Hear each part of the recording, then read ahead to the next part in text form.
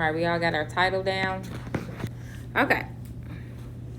So first thing first, we're going to talk about angles of rotation and standard position.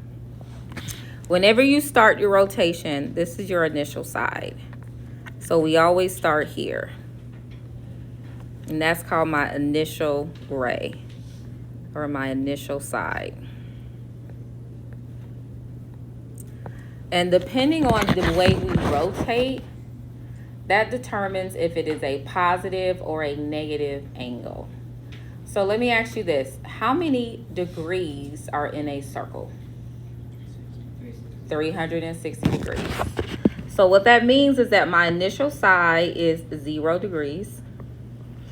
And what is 1/4 of 360? I know we get no calculator. What's 360 divided by 4? 90. So this would be 90 degrees. This is 180. And this is 270. And if you do one lap around, you're going to end back at 360. Okay. This is for a positive angle. So when we have a positive angle, we start here and we rotate this direction. Positive angle, we call that counterclockwise.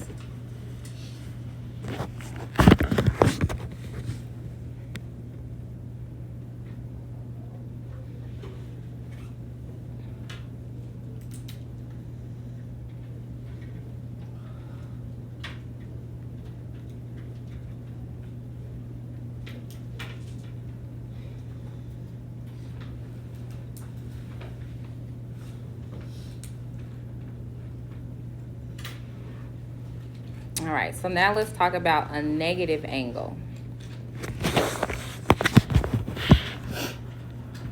So for a negative angle, go ahead and redraw your axes. So I'll do it off to the side also. So let's draw another one.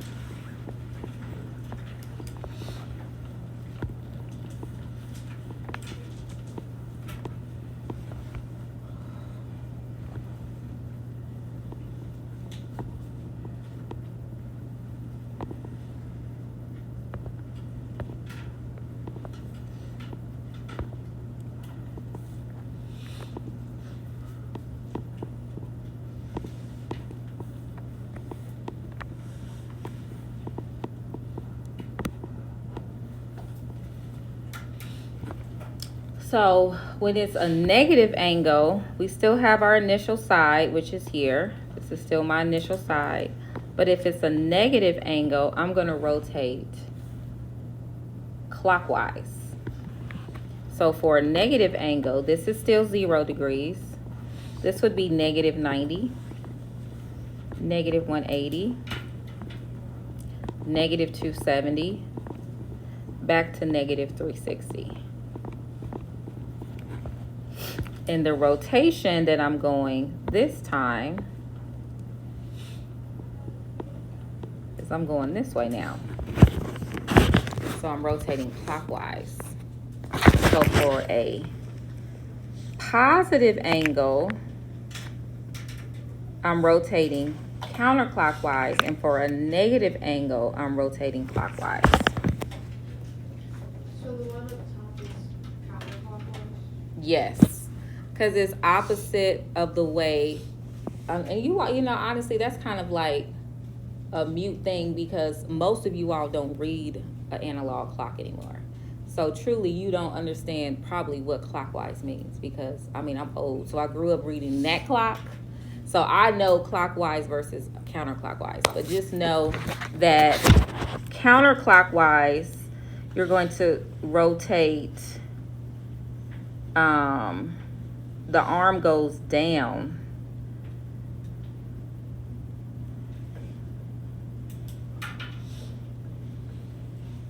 Yeah, it's kind of hard to look at it to kind of figure out the way it's rotating. I'll have to think of another way since the clock doesn't really probably help this generation.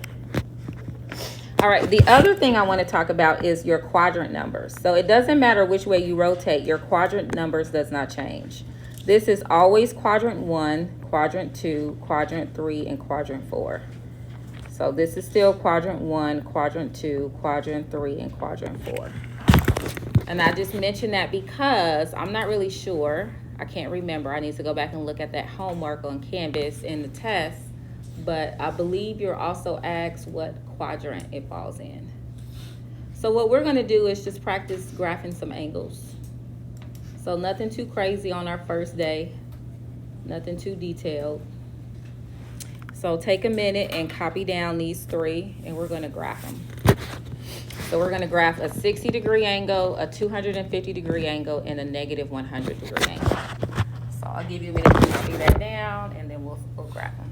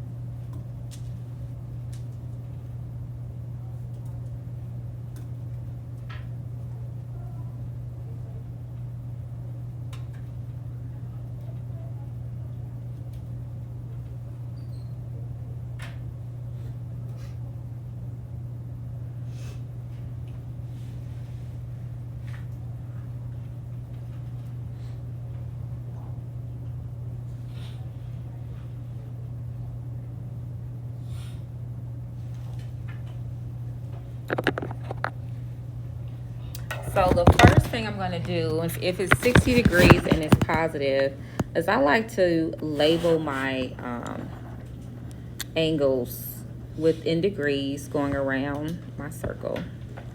So this would be 0, this is 90, 180, 270, and 360. So your initial side is always on that 0 degree axis. So this is always where my initial side starts. So before I start rotating, this is where I begin. So for a 60-degree angle, what quadrant is that going to fall in? 1. So I'm just going to draw my terminal side. It's going to be about here. And this is a 60-degree angle. And it does fall in quadrant 1. All right, go ahead and graph a 250-degree angle.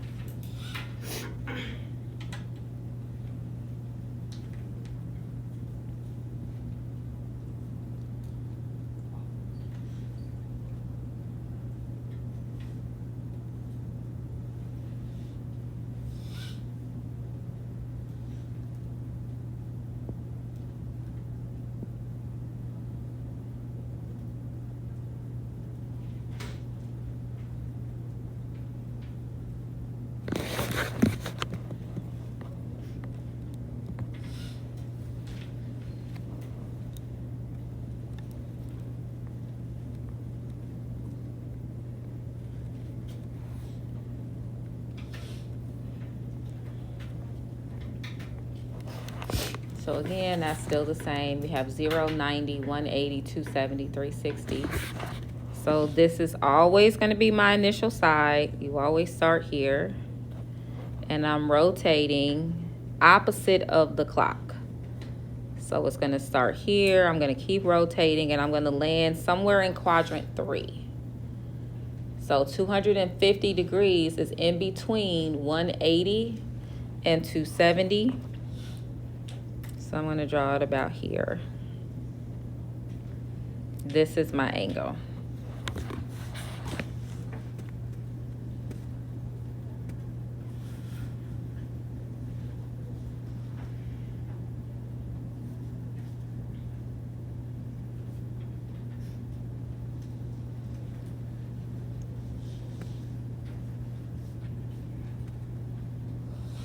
Now for negative 100 though, we have to rotate opposite. So 0. This is negative 90. This is negative 180. Negative 270. Negative 360. The quadrant numbers don't change. This is still quadrant 1, 2, 3, or 4.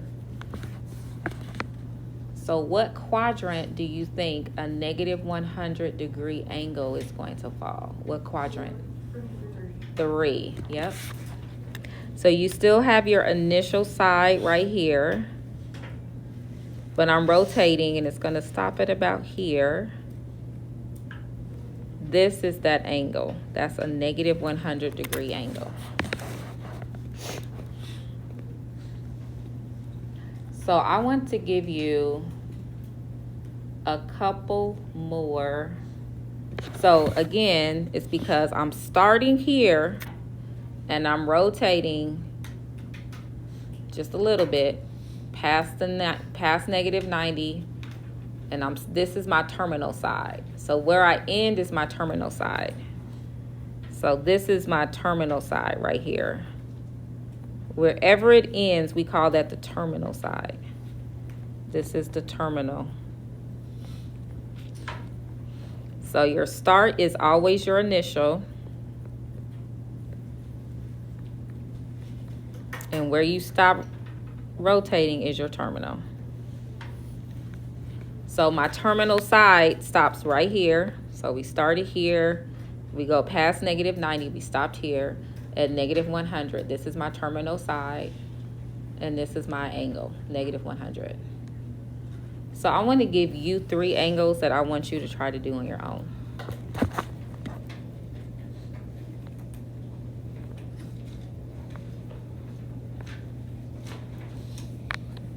So the first one that I want you to do,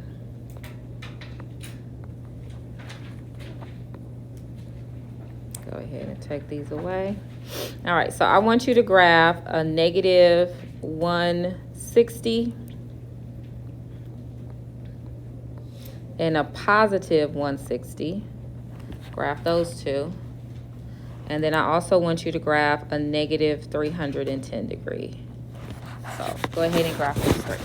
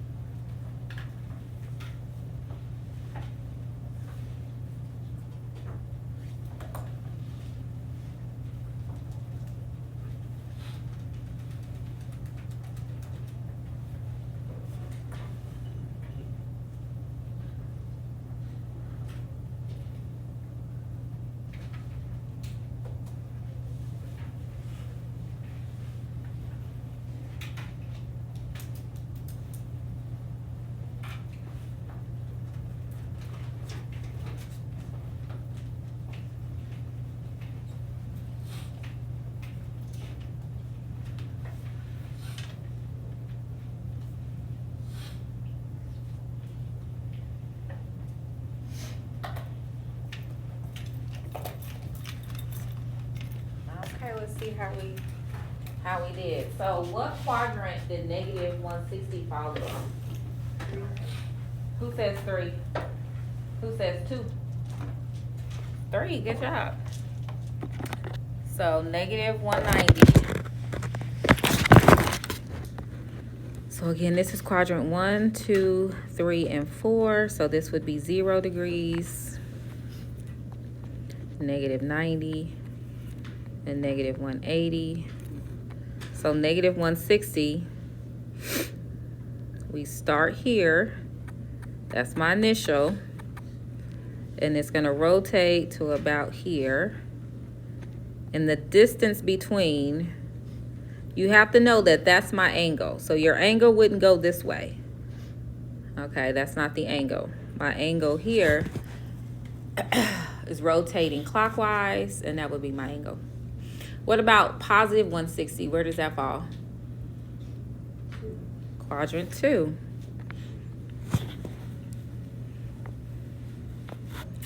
So you're starting here. You have a 0, a 90, a 180. So here, and 160 is about here, and that is your angle, and that's quadrant 2. So your terminal side falls in Q2. That's a Q. All right, and the last one, negative 310. Which quadrant was that fall in? 1. Okay.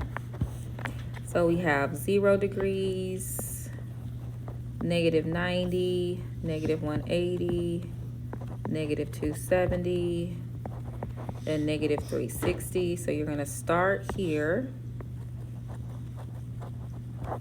and you're gonna rotate negative 310. It's gonna fall about here. But this is the angle. Kind of looks like Pac-Man. That part, that would be your angle. So the terminal side is in Q1. Okay, so we're just gonna start talking about, I'm just gonna have you label for the other type. The most popular way to measure an angle is in degrees, but there is another way, and that's called radians. So let's talk about that real quick. And we're not going to graph angles in radians. I just want you to label your axes in radians. And we'll talk about positive radians. So radian is another way to measure an angle.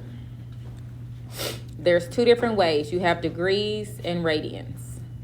So for radians, the first thing you need to know is that 360 degrees equals 2 pi.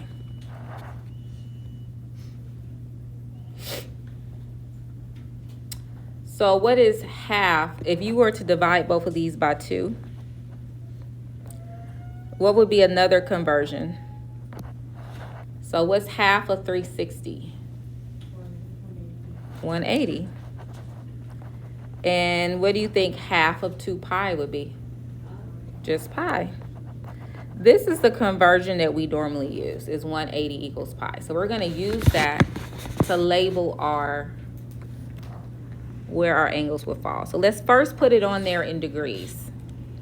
So in degrees, we have this is 0, this is 90, this is 180, this is 270, and this is 360.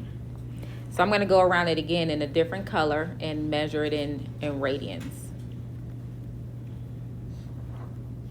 So for radians, 0 is still 0. And we know that 180 is pi. We also know that 360 is what? 360 is 2 pi. So we can put that here. So we can put those 2 here. All right, so now we got to figure out, how do we call a 90-degree angle in radians? What did you say? 0.5. That is true, 0.5 pi, but we don't use decimals. 1/2 pi is also good, but to kind of make it a little easier, we just say pi over 2.